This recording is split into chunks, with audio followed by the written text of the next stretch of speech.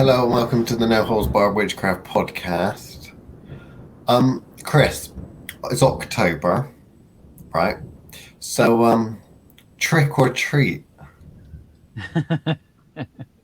Definitely not a treat. How about a trick? Trick? Well, I've got a trick, a wonderful little trick that I've been saving up for a rainy day, and it is absolutely pissing it down outside.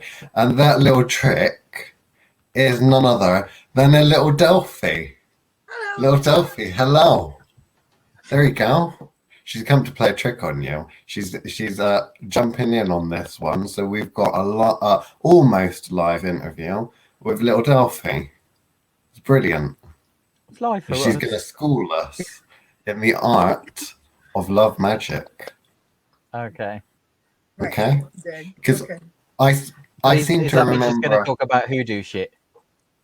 Well, I seem to remember we did an episode on love magic once, and there was a certain someone Oh, who yeah, said it was shit. basically, didn't like it and said that they were going to write an essay about what we were wrong about. So Still waiting. now she's here to present said essay. So, little Duffy, what was the problem with the love? You know, are you feeling we have no love in? Do we talk bad about your craft? You're just horrible, aren't you? You just don't get it. What, don't get love? Is love an well, emotion? you don't. You're a I don't robot. get emotions. So yeah, little Delphi. Obviously, I think that you feel that maybe we maybe don't tackle some of the love stuff in an appropriate way, because I know that you work with a lot of sad, lonely, miserable people looking for love. And it's a serious thing because it causes heartache, that pain. Where's the heart again? Yeah, there. That pain that people feel, you know, you are used to dealing with that. I know that you take on a lot of clients, and hats off to you, because I can't stomach that sort of work. And you see this sort of thing in and out, in and out. So how can we better help those people when it comes to love magic and teaching? Don't Do we touch need to it. release a twin flame kit or something? Oh, frankly. Yeah, that was a great way to introduce that. Thanks, Liam. Yeah, everyone comes to you with this whole idea that that's their twin flame, and they have absolutely no idea what they're talking about. So they have this idea, this romantic idealism of what a twin flame is, and a twin flame is not romantic. And very often they're abusive relationships. And they're not nice, but people have this idea that, you know, if it's the other half of you. So yeah, but the other half of you has negative points as well, and they tend to be really runny and chasey relationships, and people see that as you know, really romantic. But then one runs, the other chases after it, and then the other one starts coming forward, and the other one runs away. And Right, okay. and they So they're have not this idea conjoined that- twins. Is that what you're saying? No, they're not conjoined twins, Chris. Oh, They're okay. they're two individuals, and who some people call them mirror souls. And it just gets all very complicated, because everybody wants to find their twin flame. That's what they come to you for. So they're not coming for you with a particular person and a particular story. They're asking for their twin flame. Like, there's millions and millions of people in the world. How the hell am I supposed to find that for you? Yeah. They get it all muddled up, and you've got to unpack it from the beginning with them and find out what actually they come to you for. There's an awful lot of counselling goes on in it to find out what they want, what they're there for, because they think they're there for one thing, but they're not. So you do highlight an interesting point, but I would say that I was told that I ate my twin in the womb. So I don't know if I have a twin flame or not. Isn't that what happens to all Geminis? Possibly. I don't think don't think I ate my twin. I don't know. Little Delphi is a Gemini, and I'm a Gemini. I know, that's why You I are. said it. You've got double the trouble. This is my life nowadays. So little Delphi, you must see this day in and day out. You know, once you've, gone, oh, for fuck's sake, not another one. Pulled Well, I yourself did say that. together. How do you combat this kind of misinformation when you get, the middle-aged woman come to you say, I want my twin flame, little Delphi, you do spell give me my twin flame. Now, I want twin flame now. Yeah. What is the first port of call there? Do you sit them down? Do you try to explain things? Do you just take the money and run? What goes on here? First of all, I don't charge. Oh, there's don't your say problem. that because you'll be inundated. You'll be inundated with private messages. One should always charge, little Delphi. One should I know. always charge. But yeah, you've got Especially for love shit. Yeah. You've got to find out the story, and that's the bit that takes the length of time. And I think that's probably the bit that bores you too, silly. Whereas that's the bit that fascinates me. Is that The counselling bit. And well, my degree's in psychology, so that interests me from that point of view. But also it means I can find out exactly where I need to go. So they're saying to me, oh, I want, some love ritual. Well, wait a minute, what's the blocks? Are the blocks yours? Is it a person that you're involved with? Is that the block? Well, I need to get rid of that before I start any love magic. There's no point. There's a basis to it, and there's a sort of a road and goals and crossroads that you've got to come to get there, and you can't just blatantly go out and throw out spells, which Chris, you're being very ill-behaved today. yeah, why are you being naughty with me, Chris? So you've got to do that. That's the first part. You've got to find out the whole story, and sometimes that can be very, very repetitive. So what is the most, because if you like the story and you're interested in the kind of journey and where the person's come from, what's one that sticks out in your mind before then, one that's actually got your attention? Because when I used to work doing a love readings, right, it was the same old fucking story. He walked out on me. Is he going to come back? No, of course he's not going to fucking come back. Yeah, You left for a fucking reason. So can you give us a story that isn't just the usual, maybe one that sticks out in your mind that you really feel like you've helped the situation? Chris, are you smudging us? Is that what you're doing? Yeah. I All don't this know. love Is that you. cheeky? We're going to end up, I'm just thinking we're going to end up with all this. People asking me for love readings and shit. It's Halloween. I'm supposed to be able to avoid this shit. I don't think there's actually one story, but I don't think all stories are the same. There are similarities in a lot of the stories, and a lot of the stories actually do come down to psychological problems as well. There's a lot of mental illness around love, and love can actually, well, it is an instability, isn't it? Love is a selfish emotion. It's about how it makes you feel. That person makes you feel. It's not about them at all, is it? Well, I always thought love was a weapon. Well, there is that.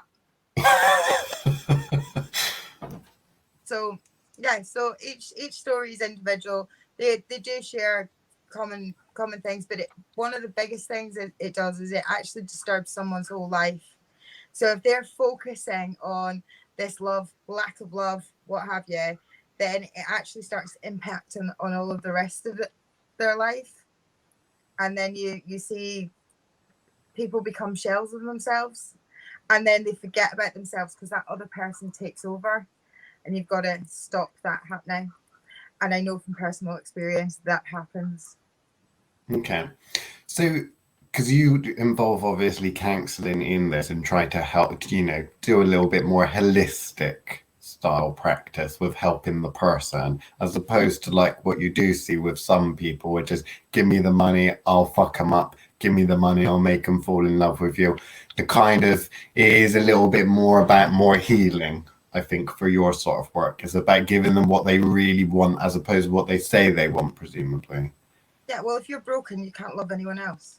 So you have to start with the person.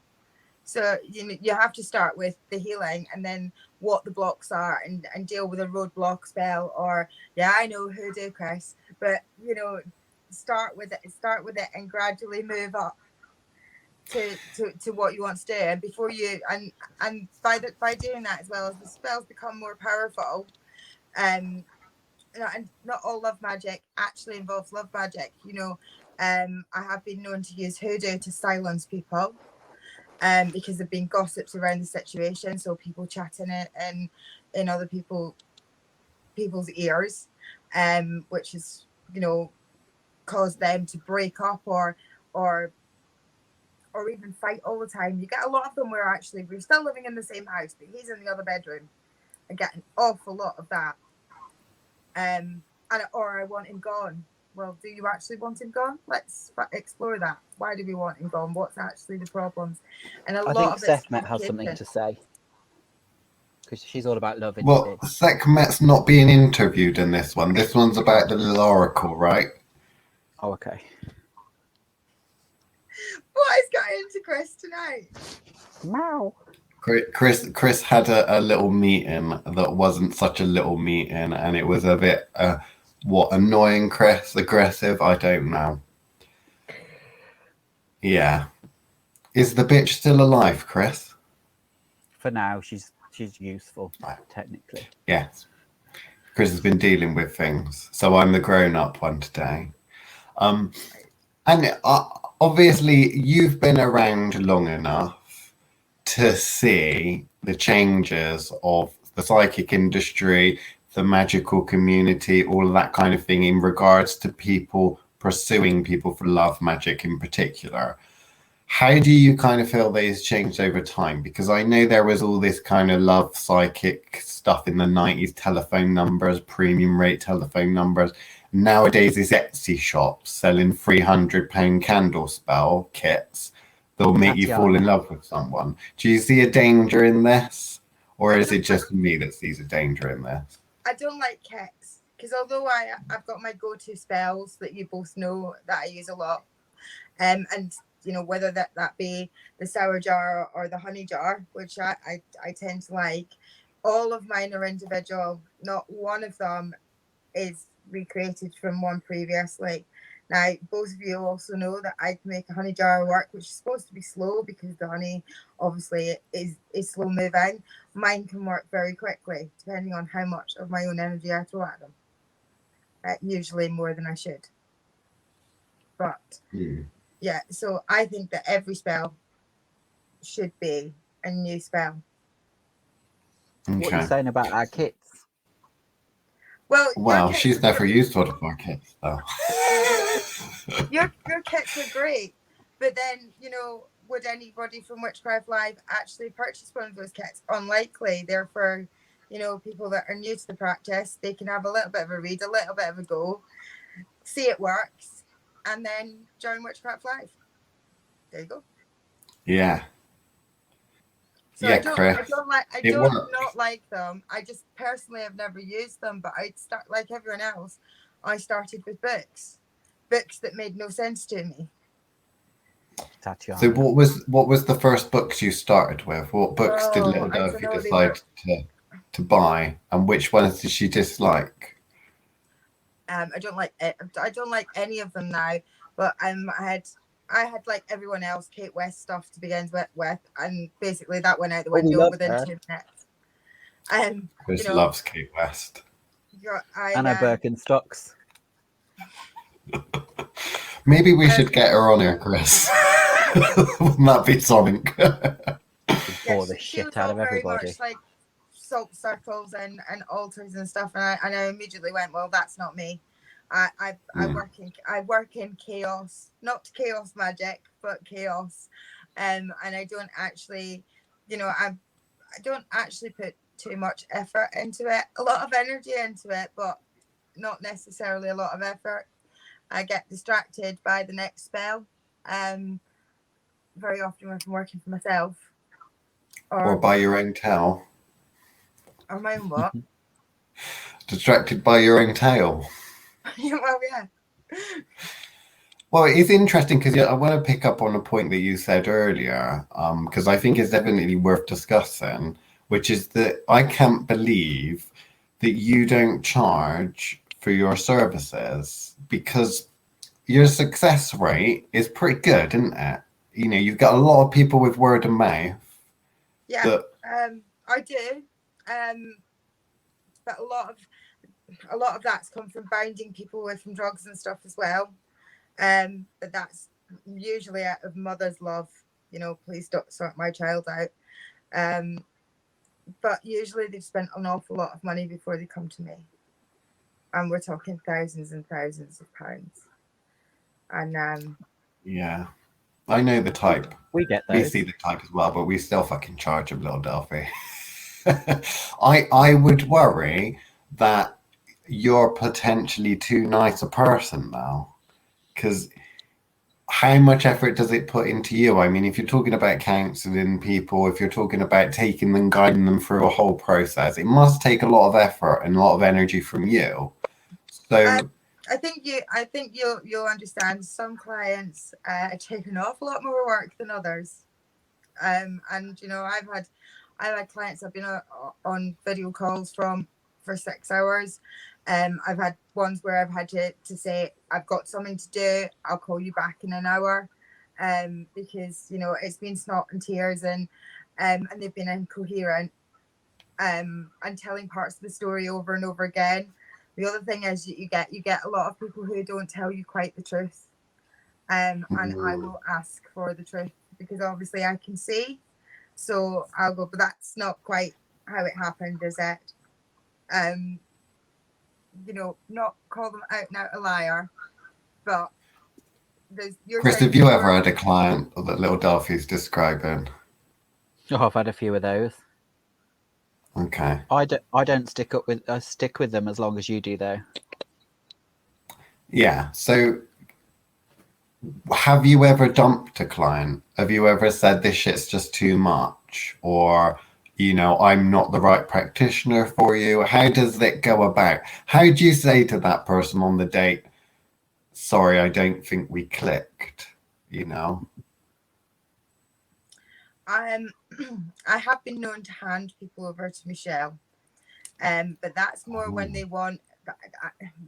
As you know, I don't particularly like spirit around me, and she's a medium, but she works with other things, and very often I'll send them over to them. There are people that I've had where I've not liked their energy. I felt that the situation is abusive. I can think of one man in particular that came to me and he wanted it his way and no other way. And I think I said this to you yesterday. It was the tail wagging the dog, and you need to control the client. You need to get them to do it slowly, because giving me too much information all at once means that I'm a bit lost, and also means that I can't necessarily read the client. I've had a few fakes as well. People have come to me that actually nothing's going on in their life.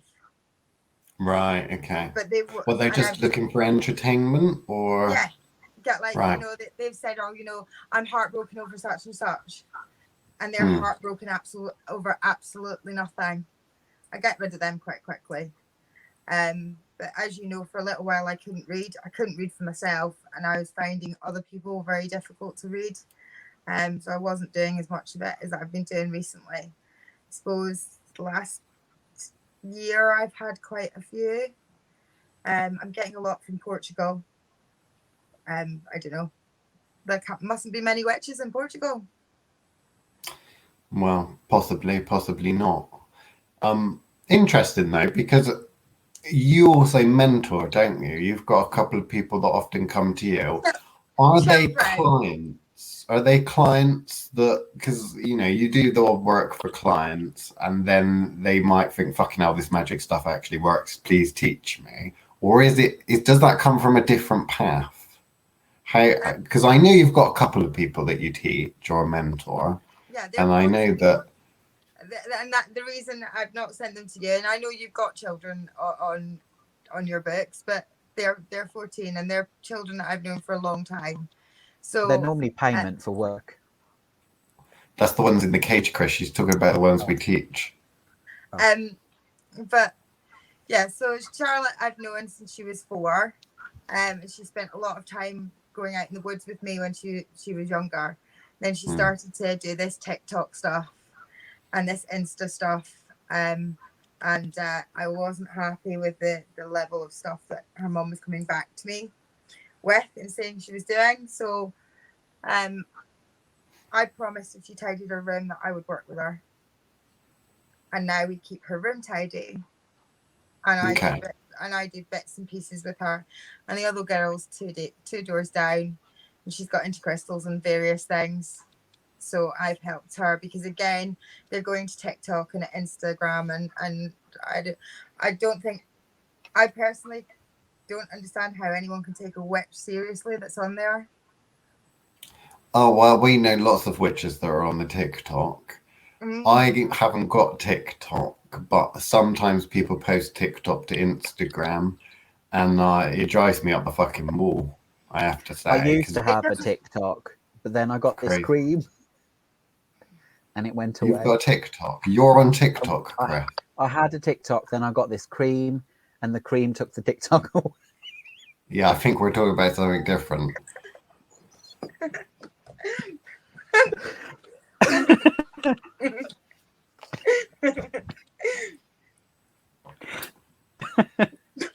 Sorry, Liam. I wish we could get a cream to take TikTok away. Can you two do something to get rid of TikTok? Magic cream. Let's do a magic cream, Liam. A magic cream to get rid of TikTok. Fanny Cranach sounds like a Fanny Cranach product. That does sound like a Fanny Cranach product. She has got the fuckboy aura cleansing spray coming out, so maybe she should release a TikTok thing. Pest. Yeah. I don't know. Stay tuned for that. So, little Delphi, what are you working on at the moment? Then, have you got any personal magical workings going on, or is it mainly client stuff? Actually, I haven't got any clients that it's not worked with at the moment. The stuff that I've got with clients they're all fairly calm. Okay. So it's good, but some of them are temporary. As I say to the clients, the work's done. Now it's up to you. And if you've got to do communication spells because you can't communicate, if you talk 2 different languages, then there's absolutely no point without sorting out the communication problem, which of course you can use a spell for, but like opening your mouth and actually talking tends to work. So yeah, that's I do have projects on at the moment of my own. Okay. Would you like to fill us in on some of those? You don't have to give too much information, obviously, because it's personal, private work. But give us something, because I mean, if people that are know you from on your own blog, because you have a little blog, don't you, on one of the Facebook groups, you're one of those people that share your practice. A lot of people don't. A lot of people keep it all quiet, but I know that you are one to share. Yeah, I don't share all of it. I've got some money magic on at the moment. I had a bit of a life disaster, and various things happened which left me very short of money and left me without a car.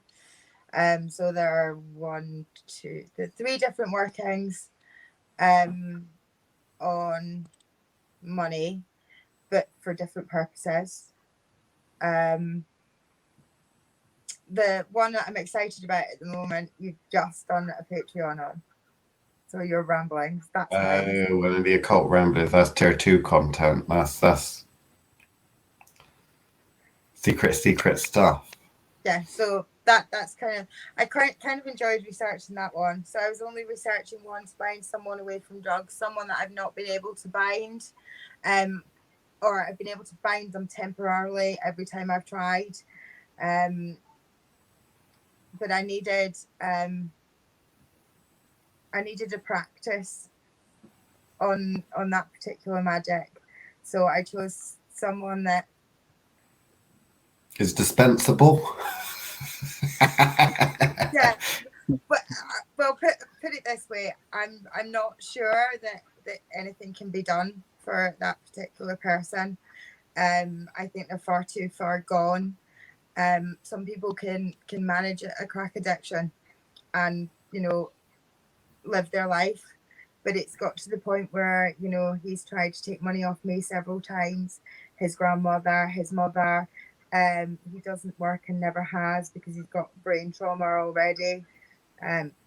So he's a very desperate, sad case. You know, he's 22 years old, has already been to prison because he's been taken advantage of as well. Not somebody because, you know, who goes out to be a criminal, but somebody who actually is used a lot.